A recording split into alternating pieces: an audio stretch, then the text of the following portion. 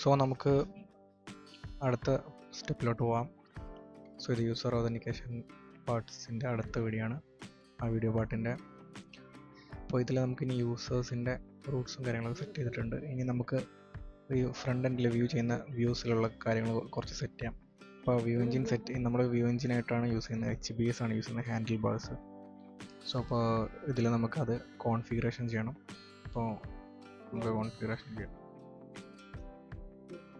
So അതിനുവേണ്ടി നമുക്ക് HBase install ചെയ്യണം. സോ അത് ഇൻസ്റ്റാൾ ചെയ്യാം.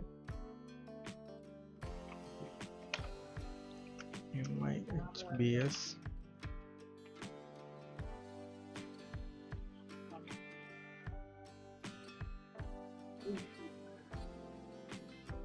സോ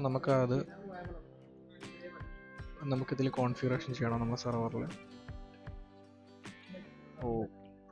app.set നമുക്ക് വ്യൂ എഞ്ചിൻ സെറ്റ് ചെയ്യാം.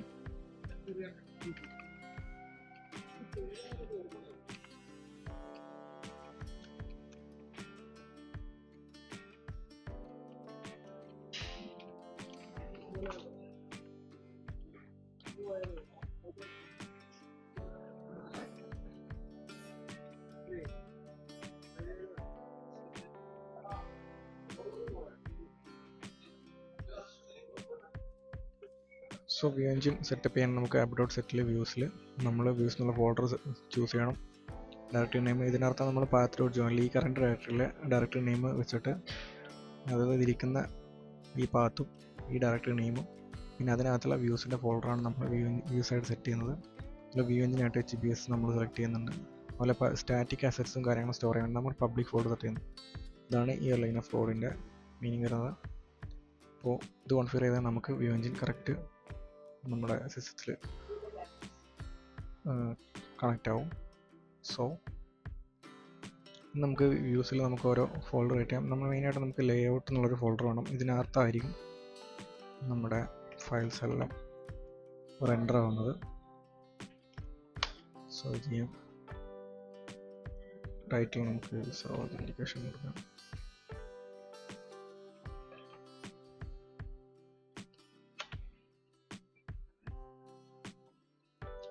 സോ ലേഔട്ട് സെറ്റ് ചെയ്തിട്ടുണ്ട്. നമുക്ക് യൂസറിൻ്റെ ലോഗിൻ പേജ് വേണം, അതുപോലെ അഡ്മിൻ്റെ പേജ് വേണം, അഡ്മിൻ്റെ ലോഗിൻ പേജ് വേണം, അങ്ങനെ കുറച്ച് കാര്യങ്ങൾ വേണം. നമുക്ക് യൂസറിൻ്റെ ഫോൾഡർ ക്രിയേറ്റ് ചെയ്യാം. login.hbs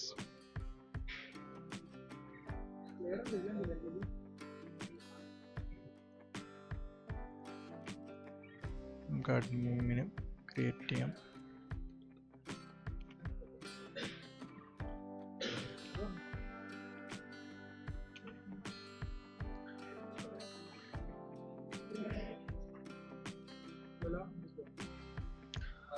സോ നമുക്ക് യൂസർക്ക് ലോഗിനും അതുപോലെ തന്നെ രജിസ്റ്ററിൻ്റെ പേജും കൂടെ വേണം. നമുക്ക് അങ്ങനെ ഒന്നുകൂടെ ക്രിയേറ്റ് ചെയ്യാം. register.hbs.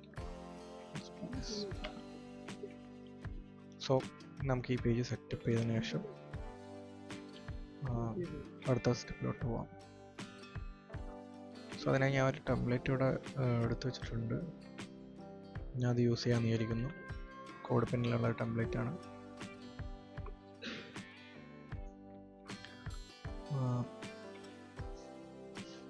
യൂസ് ചെയ്യാൻ വിചാരിക്കുന്നു.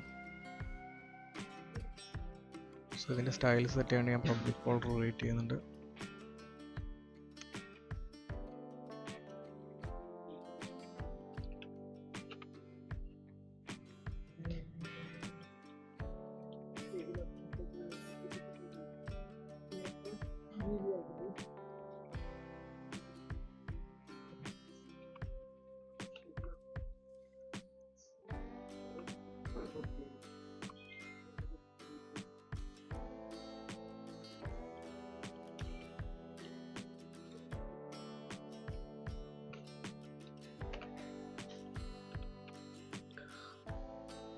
നമുക്കിതിൻ്റെ സ്റ്റൈൽസും കൂടെ സെറ്റ് ചെയ്യാം.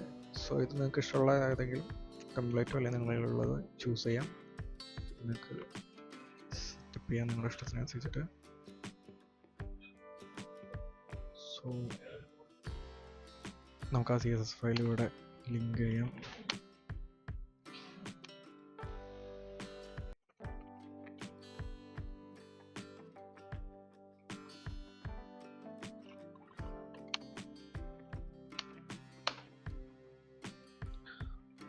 I think styles/css ഇത് മതിയായിരിക്കും. ഇപ്പോൾ ഇതിലോട്ട് വരും. സോ നമുക്കിത് വർക്ക് ചെയ്യാന്നുണ്ടെങ്കിൽ ജസ്റ്റ് ഒന്ന് ചെക്ക് ചെയ്യാം. യൂസർ ഔട്ടിലോട്ട് വരുമ്പോൾ നമ്മൾ സെറ്റ് ചെയ്തത് ലോഗിൻ പേജ് ആണ്. അപ്പോൾ /render ലോഗിൻ പേജ് വർക്ക് ചെയ്യുന്നുണ്ടോ നോക്കാം. /login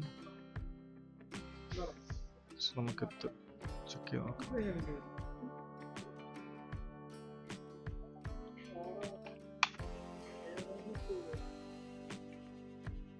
സെർവർ റീസ്റ്റാർട്ട് ചെയ്യേണ്ടി വരും.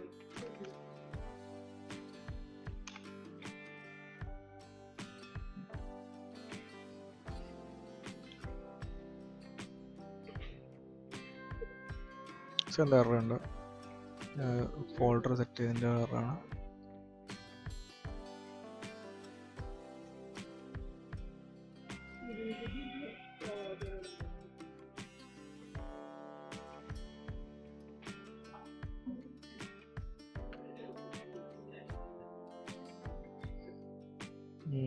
user/login ആണ്. തിങ്ക് ഓക്കെ ആയിരിക്കും. നിങ്ങൾക്ക് കാണാം ഇപ്പോൾ ആ ലോഗിൻ പേജ് കാണുന്നുണ്ട്. നമുക്ക് കറക്റ്റായിട്ട് വർക്ക് ചെയ്യുന്നുണ്ട്. സോ നമ്മുടെ ലോഗിൻ പേജ് സെറ്റ് ആയിട്ടുണ്ട്. നമുക്ക് രജിസ്റ്റർ പേജ് സെറ്റ് ചെയ്യാം. രജിസ്റ്റർ പേജ് നമുക്ക് ആ ലോഗിൻ പേജിൻ്റെ തന്നെ കോപ്പി എടുത്ത് 2 ഫീൽഡ് എക്സ്ട്രാ ആഡ് ചെയ്താൽ മതി. ഇപ്പോൾ നമുക്ക് രജിസ്റ്റർ പേജ് ലോഗിൻ പേജ് കിട്ടും, രജിസ്റ്റർ പേജ് കിട്ടും. ഇപ്പോൾ ഇമെയിൽ പാസ്വേഡ് ഉണ്ട്, അപ്പോൾ ഒരു ഫീൽഡ് കൂടെ ആഡ് ചെയ്യാം. പാസ്വേഡ് കൺഫേം പാസ്വേഡിൻ്റെ ഒരു ഫീൽഡ് കൂടെ ആഡ് ചെയ്യാം.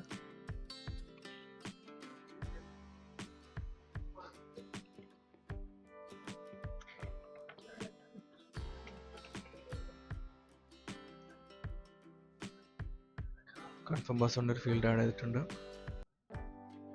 സോ നമുക്ക് ഈ രജിസ്റ്റർ ഫയലും ഒന്ന് നോക്കാം. അതിന് മുന്നേ നമുക്ക് CSS ഫയൽ ലിങ്ക് ചെയ്യാം.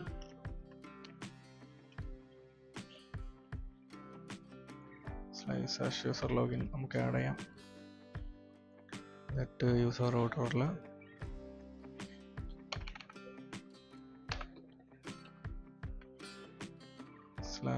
/register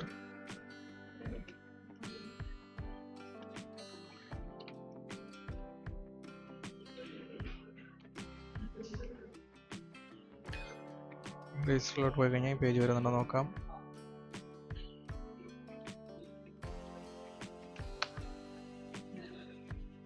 /user എന്ന് പറയുന്നത്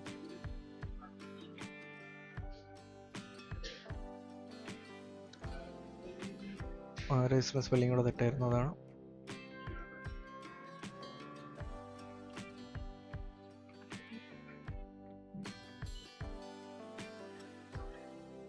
സോ 3 ഫീൽഡ് വന്നിട്ടുണ്ട്. സോ ലോഗിൻ പേജ് രജിസ്റ്റർ പേജും റെഡി ആയിട്ടുണ്ട്. നമുക്ക് ഏതെങ്കിലും ഫംഗ്ഷനാലിറ്റീസും കാര്യങ്ങളും ആഡ് ചെയ്യണം. സോ അതിലോട്ട് പോകാം.